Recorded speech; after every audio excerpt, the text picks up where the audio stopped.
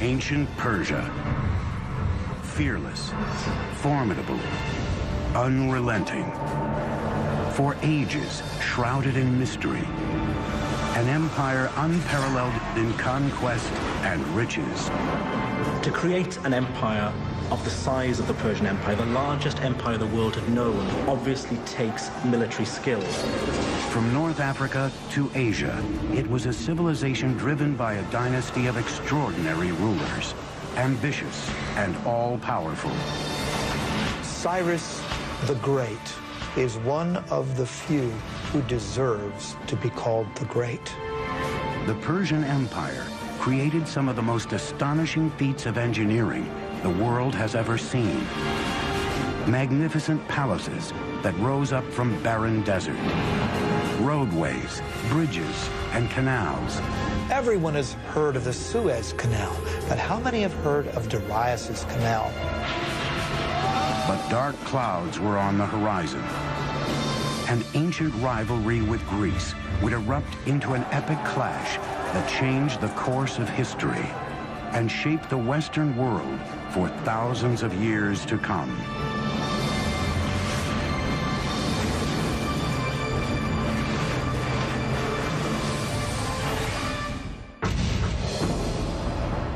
(330 BC). A young Macedonian king conquers the Persian Empire and leads his invading army into Persepolis, its spectacular capital city. The Macedonian ruler is Alexander the Great, an admirer of the great Persian kings. By sundown, the Greek victory celebration degenerates into a drunken melee. By sunup, Persepolis, the crown jewel of the Persian Empire, with palaces unrivaled anywhere in the world, is burned to the ground. More than 2,500 years later, these immense towers stand as testament to the soaring heights this now forgotten empire once reached. I equate Persia with luxury, with rich tapestries and beautiful rugs and my mother's fat, fuzzy Persian cat named Otis. But I also think of a fantastic Persian king named Cyrus the Great, who believed in religious and cultural tolerance, and who freed the Jews from Babylon to return to Israel. Hello, I'm Peter Weller, and welcome to the Persian Empire. Around 4000 BC, two nomadic tribes were starting to take root in a rich but hot Iranian plateau. The Medes in the north, the Persians in the south. Being as that these tribes were nomadic, they were more interested in survival than conquest. As they became less nomadic, they had to learn how to farm, in particular how to cultivate this fertile Iranian plateau. But to do that, they needed a source of water. The early Persians may have very well become dust in the winds of history had they not unlocked a source of water and, just as importantly, a means to channel that water to their crops and settlements. And what makes this engineering feat so remarkable is that they found this water not from rivers or lakes or oceans, but from the most unlikely source of all, rocks. Persia emerged out of nothing, a rugged, hostile terrain built with only invention and determination. 3,000 years ago, nomadic early Persians roamed the parched, forbidding Iranian plateau. Finding water meant traveling long distances. It fell to a hybrid engineer, geologist and diviner called a Mogani to figure out how to bring it back to his people. Using nothing more than stone chisels, Moganis would build the first cornerstone of the Persian Empire. A breakthrough system of underground irrigation canals called qanats. They began by harnessing gravity to exploit the natural topography of their land, which sloped relentlessly down from the Alborz Mountains towards the Persian Gulf. Vertical shafts were first dug down from the surface, and the tunnel was excavated horizontally for a short distance. Then another vertical shaft was built, approximately 3/4 of a mile up the slope, and the channel continued. It can be sometimes 20, 30, 40 kilometers away, so it's a very skilled operation, to the point where the gradient of the water channel meets the aquifer, or the groundwater, sloping up at the point where the mountains begin. The angle of the slope was crucial. 1 unit in elevation for every 100 on the horizontal. Not too steep, because that would erode the base of the water channel, and of course not so flat as to prevent the water from moving to its intended destination. 2,000 years before Rome's legendary aqueducts, the Persians were channeling massive amounts of water over long distances in hot, dry climates with minimal loss due to leakage or evaporation. Water means food, but the engineering technology to locate that water and move it was a carrot that the Persians were dangling in front of their neighbors. Around 700 BC, all of these tribes were united under one legendary figure named Achaemenes, who founded a dynasty. But this dynasty thrived and flourished under one guy, a guy I would have liked to have met, named Cyrus the Great. Cyrus created and maintained an empire thanks, no doubt, to his military savvy, but he was also a political genius. He was an excellent, benevolent manager of men. Historians have called him humanist. The Jews call him Mashiach, or Anointed One. His own people called him Father, and even the Ionian Greeks, whom he conquered, called him a just and worthy lawgiver and ruler. Cyrus the Great came to power in 559 BC. It was the beginning of the Achaemenid dynasty. Their reign would change the course of history and redefine architectural possibility. If you're looking at the greatest personages in history who have affected the world, Cyrus the Great is one of the few who deserves that epithet, the one who deserves to be called the Great. The empire over which Cyrus ruled was the largest the ancient world had ever seen, and may be to this day the largest empire ever.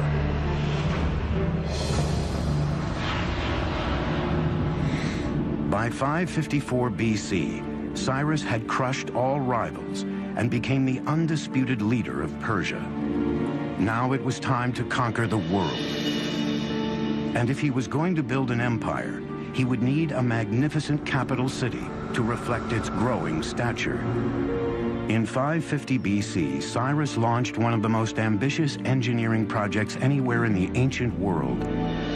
The Persian Empire's first great capital city at Pasargad, located in modern Iran.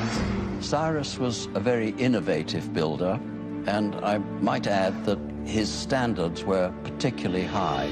We can also say that his building project reflected in some ways the technologies that he found in the course of his various conquests. Like the Romans centuries later, the Persians were borrowers.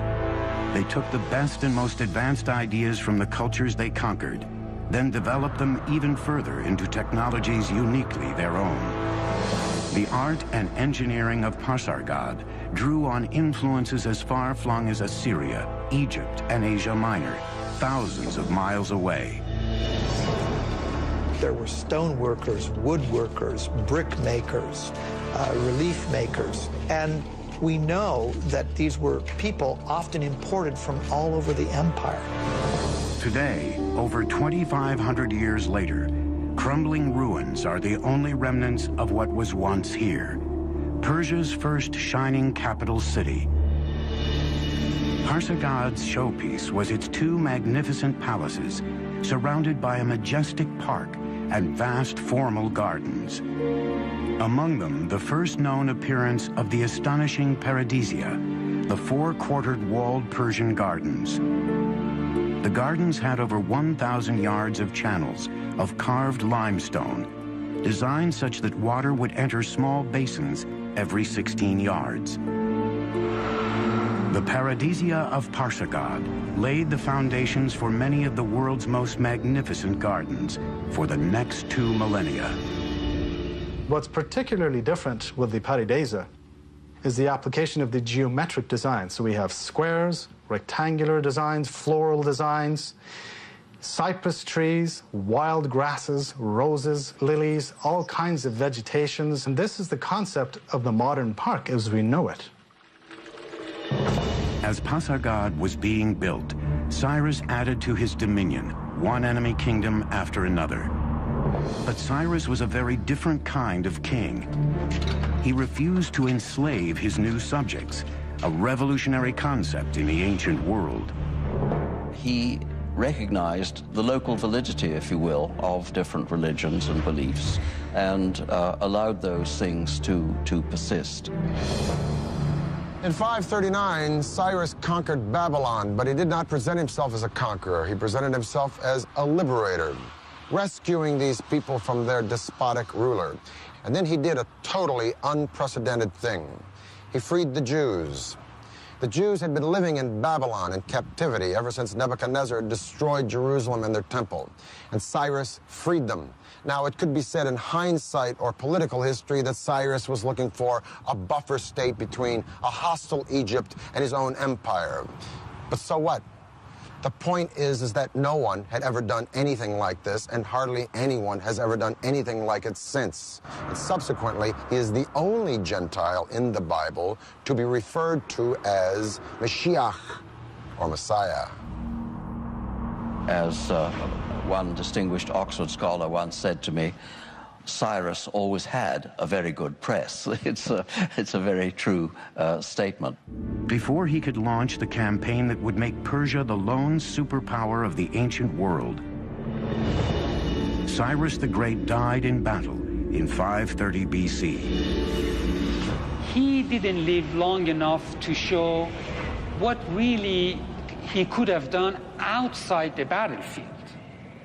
So in that sense, you can compare him with Julius Caesar, who conquered, but did not live long enough, he was assassinated, to put the empire that he conquered together. By the time Cyrus died, the Persian Empire had 3 capitals: Babylon, Susa, and Ecbatana. But he chose to be buried in the city he created, Pasargad, in the tomb that mirrored the man who built it. At Cyrus's tomb, one of the aspects that shows his humility is that tomb is relatively unadorned, very simple, very elegant. Cyrus's engineers built the tomb in the form of simple but heavy stone Western structures.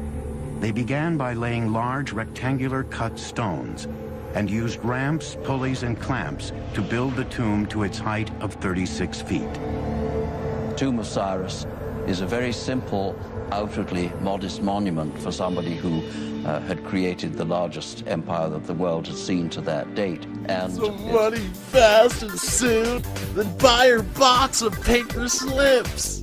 At first, it might just seem like a blank slip of paper, but you can scribble a number on it, and poof, it's a $1 bill. This person managed to buy a TV. This person bought a house. This person bought the world. So yeah, buy now. Preserved after 25 centuries. For 30 years, no power on earth could stand up to Cyrus the Great. Now his throne was up for grabs, creating a power vacuum that would throw the ancient world into chaos. The word paradisia in Old Persian became paradise in ancient Greek.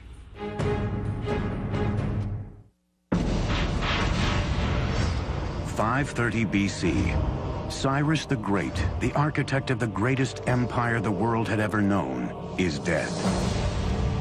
For Persia, its future now hung in the balance. Rivals and pretenders to the throne vied for power. Then a distant cousin of Cyrus, a brilliant general, rose up to assume power. When the smoke cleared, the Persian Empire was securely in his grasp. His name was Darius. And he would become arguably the greatest Persian king and one of the greatest builders of all time. Darius hit the ground running. He began by rebuilding the old capital of Susa with grand new palaces adorned in glazed brick. Today, the magnificence of the capital Susa is even found in the Bible. When the Greeks talk about Persian palaces, for example, they routinely mention Susa, When the Old Testament book of Esther talks about Persian palaces, it's Susa that they mention. But the new king of Persia wanted a ceremonial capital all his own. 518 BC, Darius launched one of the most ambitious construction projects of the ancient world. Located near the modern city of Shiraz, it would become known as Persepolis, or Persian city in Greek. All of the palaces rose from a vast stone platform designed to enhance the stature of the empire. The terrace square is huge, over 125,000 square meters. And he had to modify the landscape. His engineers had to come in and level out part of the area, and they had to build a retaining wall. He wanted it to be seen from a distance. That's exactly why you build up a terrace, so it could be viewed from afar. That makes it all the more grand and imposing. Persepolis was a colossal engineering challenge, with walls more than 60 feet high and 35 feet thick, and great halls featuring intricately designed columns. Thousands of architects, craftsmen, and laborers, along with tons of materials, were brought from the far reaches of the empire. Most ancient empires were built by massive armies of slave labor, but Darius, like Cyrus, believed in paying for the work that built Persia's palaces and monuments. Every worker was given his due, his or her due, because we also find women in the workforce as well. Depending on their skill, what the quality they brought to the work, they were paid accordingly. No expense was spared. Persepolis would be the signature monument of Persian power and glory. First of all, it's important to remember the origin of the Persians themselves. That is to say that these were a nomadic people. They lived in tented accommodation, and they would up their tents, move somewhere else, and plant their tents again. Now, as time went on, these tents became more and more elaborate affairs. And essentially what we're having at Persepolis is a tent turned into stone. The Apadana is nothing more than a stone tented building. The magnificent audience hall Darius built was called the Apadana. Each of those great monumental stone pillars are inspired by the kinds of wooden pillars that upheld a beautiful canvas roof. But now that canvas roof has turned to beautiful cedar wood instead. So the nomadic origins of the Persians gives the impetus to part of their architecture, but that's not all. The city's palaces were adorned in gold and silver, expensive tapestries, and colorful tiles. The walls were studded with carved reliefs of peaceful depictions of visiting dignitaries from conquered lands. But Persepolis' spectacular engineering achievements extended far beyond the city walls. Its intricately designed and constructed water and drainage system were unrivaled anywhere. Before the actual soil was placed in, first, Darius's engineers constructed a drainage system, plumbing, drain pipes. These would be covered. Water was also brought in along the Qanat system. But then those drain pipes, which would drain the effluents out, those were taken underground below the surface where the visitor would never see that. Even during his most ambitious projects to enhance the empire's monuments and infrastructure, Darius never stopped expanding his empire. Under the brilliant leadership of Darius, the Persian Empire grew to staggering size. It included modern Iran and Pakistan, parts of Afghanistan, Armenia, Turkey, Syria, Egypt, Lebanon, Jordan, Palestine, parts of Central Asia, all the way to northern India. And man, this is a lot of turf. To connect the farthest reaches of the empire, Darius would launch two audacious building projects. One would stretch over 1,500 miles of the Persian Empire. The other would connect the Red Sea to the Mediterranean. Creating gardens was held in such high esteem that the Persian kings wished to be remembered as gardeners.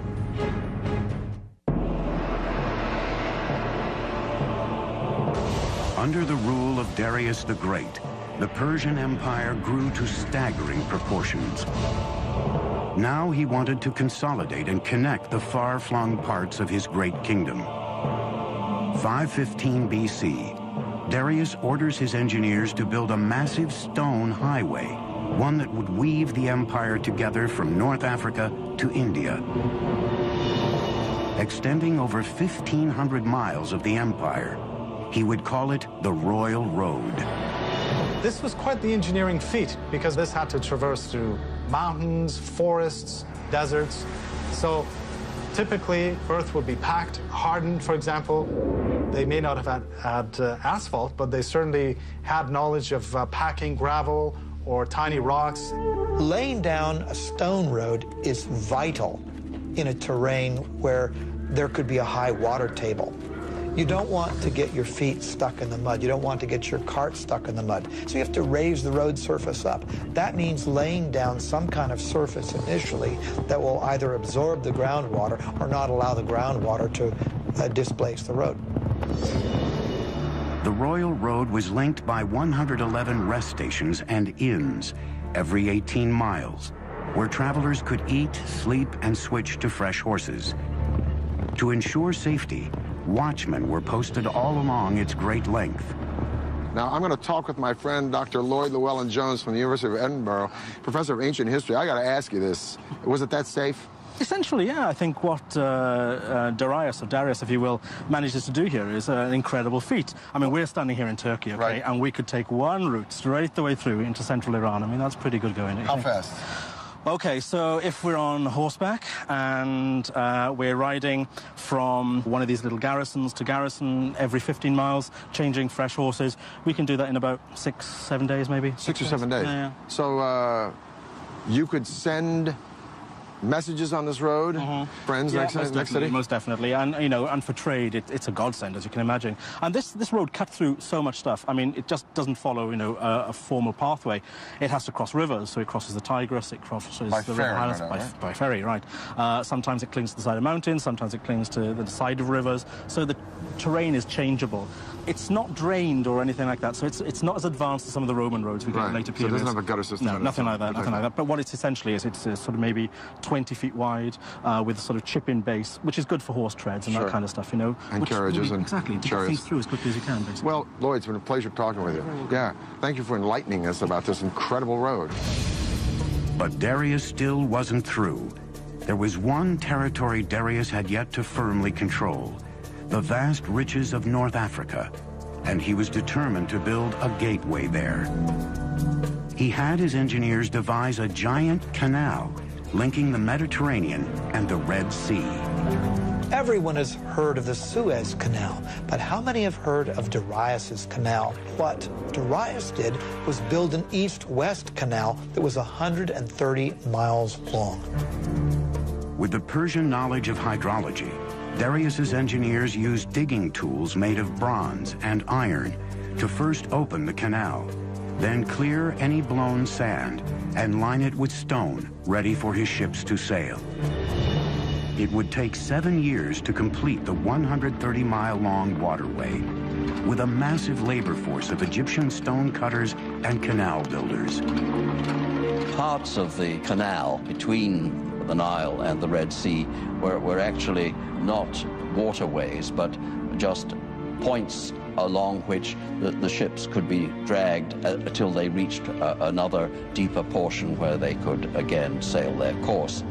Darius says, I, Darius, king of kings, conqueror of Egypt, built this canal. He connected the Red Sea to the Nile River for trade, and he says, and ships were brought along my canal.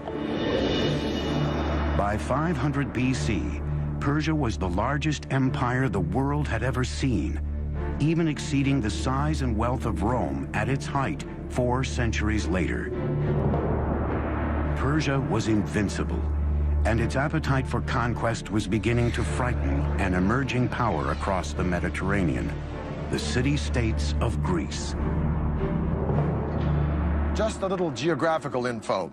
That big body of water out there is the Black Sea. This thin body of water here is the Bosphorus Strait that connects the Black Sea to the Mediterranean. So I'm standing in Asia, or Asia Minor, if you will, and that land over there is Europe. Now, in 494 BC, Darius put down a revolt from some cities on the coast of Turkey. But this revolt had been supported by Athens, so Darius wanted to teach Athens a lesson. He was going to march on Greece and attack that city. But how is he going to do it? He's got to go across the sea. Well, he takes a bridge of boats, pontoons, if you will, and lines them up from that point to that point and marches an army, so Herodotus says, of 70,000 men across the sea to attack Greece. Amazing. Persian engineers connected one side of the Bosporus to the other by scuttling boats side by side to form the foundation. Then they built a highway across the top, linking Asia to Europe. Probably this was a system of planks, and underneath there was a system of packed earth or perhaps dry wood to keep basically the road stable. Now, to keep the ships from wobbling, they must have used an anchor system of a certain weight, because if the anchor would have been too heavy, that would have, of course, tilted or damaged the ships. There was no breaking of the planks, not only due to the weight of the army crossing it, but due to the choppy waters of the Bosphorus. That's quite the feat of engineering before the age of computers. It is late August in the year 490 BC. Darius has already marched into Greece and taken Macedonia. Now he's destined to meet the Greek general Themistocles and an army from Athens and Corinth at the famous Battle of Marathon. A massive army from Persia numbers 60,000 or 140,000, 250,000, depending upon the propaganda you read. Suffice it to say, the Greeks are outnumbered 10 to 1. Their only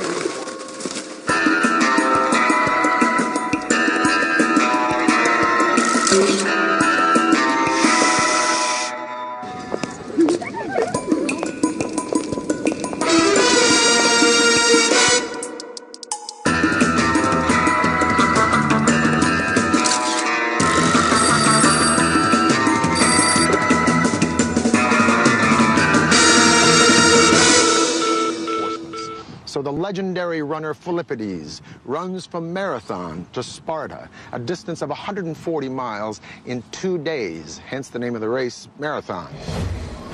The two armies faced each other separated by a vast open plain. If they clashed head-on, the massive Persian forces would mow down the greatly outnumbered Greeks. This was the beginning of the Persian Wars. A reduced Greek force attacked the Persians head-on. The Persians went for an easy kill.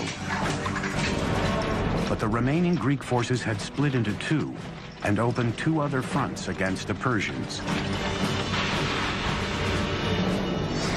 Sucked into a bloody slaughter pit, the Persians suffered heavy losses and retreated. For the Greeks, it was a great victory. For the Persians, just a speed bump on their path to world domination. Darius decided to return home and turn his attention to shoring up Persepolis, his capital city. He would never get there. In 486 BC, Darius died on his way to quelling a rebellion in Egypt, leaving behind an empire that redefined the very notions of power and glory. He also prevented a replay of the chaos that followed the death of Cyrus by naming his successor, his son Xerxes. Now, Cyrus the innovator and Darius the expansionist were very hard acts to follow. But Xerxes had been a king in waiting all of his life. And a couple of his first acts were to suppress a rebellion in Babylon, another one in Egypt. And then he went after the Greeks. Somehow the Greeks just stuck in his craw. Some historians argue that Xerxes was making a preemptive strike. Others say that he was just cleaning up the business of his father. Whatever the case, the Greeks were no longer intimidated or impressed by the Persians since they'd beaten them at Marathon. And so Xerxes buddied up with the Carthaginian navy and the tip of what is now modern Tunisia, and he decided to beat the Greeks at sea. Discovered in 1931, Persepolis is one of the last archaeological excavations that dates back to the ancient world. 480 BC, the Persian Empire is at its peak, vast, immensely powerful, and incredibly rich. It's been 10 years since the Greeks defeated Darius the Great at the Battle of Marathon. His son Xerxes is now the latest absolute monarch in Persia's Achaemenid dynasty, and Xerxes wants revenge. Greece is only beginning to emerge as a force to be reckoned with, a coalition of profoundly different city-states, from democracies to dictatorships. They are united only by one creed, their hatred of Persia. The ancient world is on the verge of the Second Persian War. The outcome will lay the foundation for the modern world. Greeks traditionally called everybody except themselves barbarians. So this whole thing really between East and West started probably with the Persians and the Greeks and continued ever since. The Persian invasion of Greece would be one of the greatest collaborations of strategy and engineering in military history. The massive invasion would be a complex land-sea assault, demanding some astonishing feats of engineering.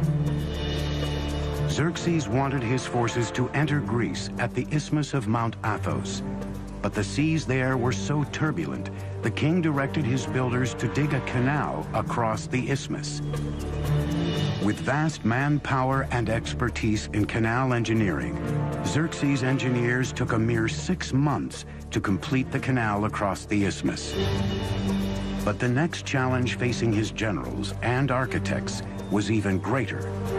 The huge Persian army still had to cross the 1.5-mile wide Hellespont. To this day, their solution is considered one of the most ambitious engineering projects ever conceived for a military campaign. Borrowing a page from his father's book, Xerxes ordered a double pontoon bridge built across the Hellespont. A feat of engineering that would far surpass the bridge Darius built at the Bosphorus. But what's very interesting is that 674 ships were now lined up. How were these ships kept stable? This must have been quite an engineering feat. The Bosphorus is not a very calm area. It can be quite choppy. The row of ships were kept in place with a very taut system of cables, probably 2 large cables that ran between Asia and Europe. Now remember, a large number of troops crossed this bridge, perhaps up to 240,000 troops. The ropes allowed the boat sufficient flexibility of movement in the turbulent waters. Each section of the bridge was built on 2 boats connected by planks, so the entire roadway could ride the waves, absorbing much of the surface choppiness. Persian engineers then constructed a platform across the top of the boats, then the roadway on top of that. With each wood plank, a superhighway emerged, crossing the Hellespont using battleships as the foundation. Remember, we're dealing with the hooves of tens of thousands of cavalry, including armored cavalry, which would have been much, much heavier. The ships were amazingly kept stable, so this allowed Xerxes to cross with his army into Europe and cross back when he needed to, and the ships were kept in place. And for a short period, Europe and Asia were one. 10 days later, with his bridge complete, Xerxes marched into Europe. The whole army crossed with heavy equipment, heavy cavalry, and the planks were kept in place. There was no breaking of the planks, not only due to the weight of the army crossing it, but due to the choppy waters of the Bosphorus. Xerxes' strategy was simple: overwhelm the Greeks on land and at sea with superior numbers. Once again, the Greeks were led by the great general Themistocles. He knew he couldn't beat Xerxes on land, so the entire campaign was designed to lure the Persian navy into a trap. In August of 480 BC, the 2 armies met at a spot chosen by the Greeks, Thermopylae, a mountain pass so narrow, only one chariot at a time could get through. For days, the massive Persian army was stalled, bottlenecked on the wrong side of the pass, just as the Greeks planned. In the meantime, unseen by the Persians, Themistocles left with most of his army, leaving only a token force of 6,000 Spartans behind. Like his father before him, Xerxes was about to charge headlong into a Greek trap. When they finally broke through the narrow pass, the Persians easily destroyed the meager Spartan force Themistocles had left behind as bait and marched toward Athens. But when Xerxes reached the city, Athens was deserted. Xerxes suspected he had been duped and would make the Athenian people pay for it. For generations, tolerance for their vanquished had been the hallmark of Persian kings. Not this time. In a very un-Persian-like act, Xerxes burnt Athens to the ground. The Persian king regretted it immediately, and the following morning ordered Athens rebuilt. But it was too late. The deed was done. His moment of rage would come back to haunt Persia nearly 200 years later. But this war was still far from over. At the same time, Themistocles was setting his trap that lured the massive Persian navy into the narrow bay at Salamis. Then he unleashed a surprise attack. The huge Persian fleet was caught in the naval equivalent of gridlock. They couldn't maneuver in the tiny bay, while the Greeks used their heavy triremes as battering rams to demolish the Persian ships. It was a decisive victory for the Greeks. Xerxes returned home defeated, king of a Persian empire that was no longer invincible. There is one high note in the Persian loss against the Greeks at the Battle of Salamis, one saving grace, a woman named Artemisia, the sole female Navy captain in the Persian fleet. She faked out the Greeks by ramming one of her own losing ships, and she sailed away to escape in the confusion. Her survival skills so impressed Xerxes that he was thought to have said, "My men are becoming women, and my women are becoming men." The Persian wars launched Athens into its golden age, but left the colossal Persian Empire vulnerable. It would be left to a young prince, a worshiper of Persia's great kings, to deal the empire its last blow. Humiliated by Artemisia's daring escape, the Greeks offered a huge price for her capture, but Artemisia had safely sailed home.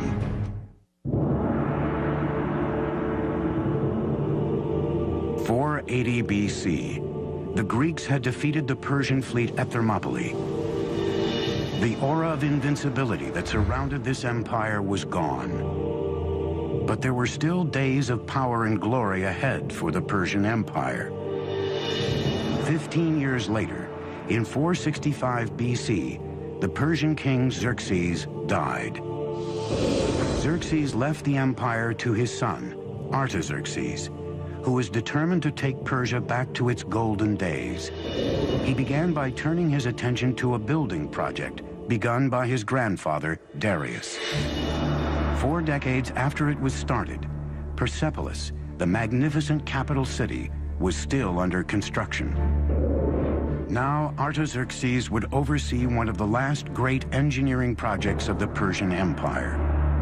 Today, we know it as the remarkable Hall of 100 Columns. We know that the actual hall was some 200 by 200 feet, almost on the perfect square. What's remarkable of the Persepolis columns is when you look up the entire shaft, and these things raise, hundreds of feet into the air, there is not one piece of displacement whatsoever. It's a perfect vertical. They're working with what we might consider to be primitive tools, just stone mallets and bronze chisels, that's all. The fluting on the columns of Persepolis is so precise, however, that these are clearly the work of master craftsmen. The columns are constructed in drums, 7 or 8 drums stacked on top of another.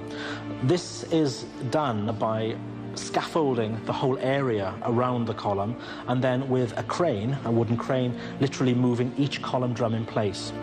Any client king, any governor from a distance, or even anyone who would come in that hall would be so impressed by the vastness of the hall and by this forest of columns that stretched nearly as far as the eye could see. An amazing achievement. Across the empire, Persians were still producing some of the most extraordinary feats of engineering in the ancient world. In 353 BC, the wife of a local governor began work on a magnificent tomb for her dying husband. Her tribute to him would be a marvel of engineering and would become one of the 7 wonders of the ancient world. The Mausoleum of Mausolus. The marble monument would rise to 135 feet tall, enclosing a great courtyard. The roof was a pyramid with a staircase on each side, a pathway to heaven. More than 2,500 years later, the tomb of U.S. President Ulysses S. Grant in New York City would be designed after the Mausoleum of Mausolus. By the 4th century BC, Persian engineering was still the finest in the world. But underneath the soaring columns and shining palaces, the empire's very foundations were crumbling.